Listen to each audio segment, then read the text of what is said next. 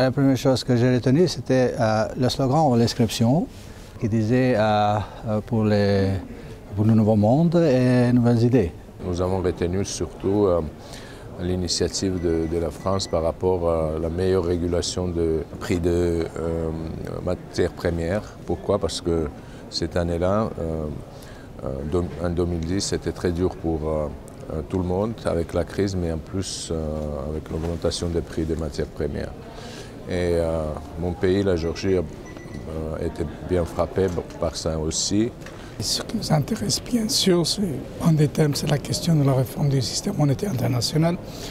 L'Équateur et dans la région sud-américaine, on en parle beaucoup. On en parle beaucoup de la réforme, de la modification de l'architecture financière internationale et régionale. Nous avons des idées qui ne sont pas exactement les mêmes que les vôtres, mais il y a une volonté de discussion.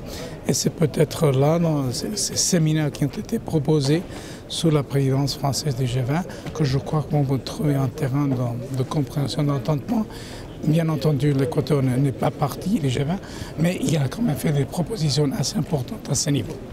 Une autre chose qui est très importante, le président il a souligné le besoin d'une réforme aussi de la gouvernance mondiale.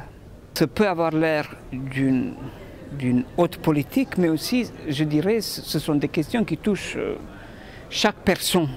En France, en Bosnie-Herzégovine, partout dans le monde, sont toutes ces questions qui concernent tous les citoyens. Malgré que le G20 a 20 membres et 5 invités, l'impact c'est mondial.